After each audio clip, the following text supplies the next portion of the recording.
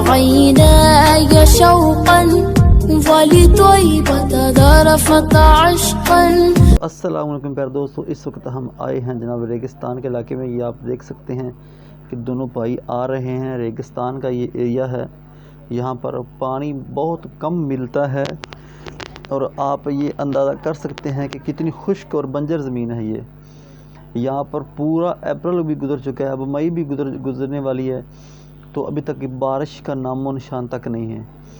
अभी तक कोई बारिश नहीं आई है और ये लोग अब क्या कर रहे हैं कि सारे गांव वाले इकट्ठे होकर इन्होंने मन्नत मानी है कि हम ना ये लड़के को नहला रहे हैं। अब इसके नहलाने के बाद ये सारे लड़के तमाम घरों से लंगर इकट्ठा करेंगे, यानी कि गंदम इकट्ठी करेंगे। तो ये आप देख सकते हैं, ये घर घर जा रहे हैं। अब ये गंदम इकट्ठी करने जा रहे हैं। गंदम इकट्ठी करने के बाद फिर इसको पकाया जाएगा, अच्छे तरीके से पकाएंगे ये लोग। अब ये आप देख सकते हैं जनाब पकाने वाले, तो ये हर घर से, चाहे मुसलमान हो चाहे हिंदू हो, सब के घर से ये अनाज इकट्ठा करते हैं। उसके बाद ये जनाब वाली पकाते हैं मीठी गंदम पकाते हैं। मीठी गंदम पकाने के बाद ये लोगों में बांटते हैं और अल्लाह ताला के आगे दुआ करते हैं कि या अल्लाह बारिश आ जाए। तो ये बहुत प्यारा रवाज है इन लोगों का कि बच्चों से दुआएं करवाते हैं, तो बच्चों की दुआएं अल्लाह पाक भी कबूल करता है। ये देखें, दुआएं के बाद बादल भी आ चुके हैं माशाल्लाह, तो अब अल्लाह के हुक्म से बारिश ज़रूर होगी। ये देखें, ये एक छोटा सा प्यारा सा रोड है, सुनसान एरिया है, कोई यहाँ पर इंसान नज़र नहीं आता दूर दूर तक। ये ऊँट भी आपने देखें। ये गांव की लड़कियां हैं, पुरानी लड़कियां, पुरानी औरतें जो खुद ही बहुत ज़्यादा काम करती हैं। यहाँ गैस है, ना पानी आता है, ना बिजली आती है। ये सादा ज़िंदगी और देसी लोग हैं। ये लकड़ियाँ भी अपनी खुद ही लेकर आती हैं। और ये आप देख सकते हैं बकरियाँ, ये बुज़ुर्ग की भी आप बात सुन सकते हैं। यहाँ पर खूब भी अभी तक पुराने ही लगे हुए, पुराने दौर के। यहाँ सीवरेज भी बहुत कम है, गवर्नमेंट लगवा कर दी तो हुई है, लेकिन वहाँ पानी नहीं आता।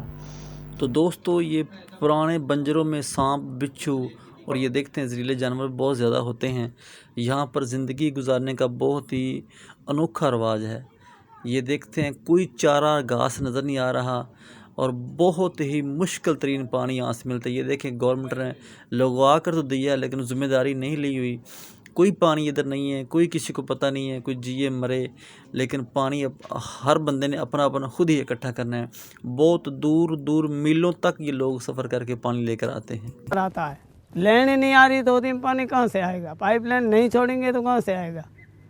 तो दोस्तों, ये 90 साल की औरत हो चुकी बूढ़ी, अभी ये औरतों को समझा रही है कि मैं ज़िंदगी में बहुत काम किए, मैंने मीलों दूर तक पानी लेकर आती रही हूँ। ये बाकियों को भी क्लास दे रही है कि मैंने बहुत काम किए हैं।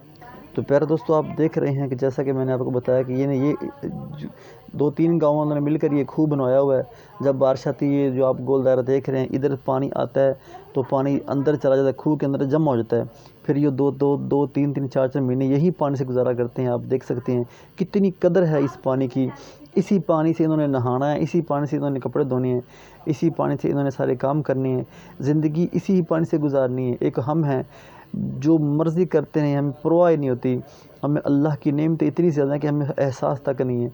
ये आप देख सकते हैं, मीलों दूर तक इन्होंने सारा पानी यही इस्तेमाल करना है। तो ये ज़मीन के अंदर जो होता है पानी, ये फ़िल्टर आप देख रहे हैं, तो ज़मीन से ठंडा रखती है। तो ये ठंडा पानी इन्होंने पीना होता है। यहाँ ना बर्फ़ है, ना कोई इधर से कोई चीज़ मिलती है। ये जाली आप देख रहे हैं, इस जाली से गंद वगैरह, डस्ट अंदर नहीं जाता, तो पानी साफ़ अंदर बारिश वाला पानी जाता है। अल्लाह की कुदरत वाला पानी ये लोग पीते हैं।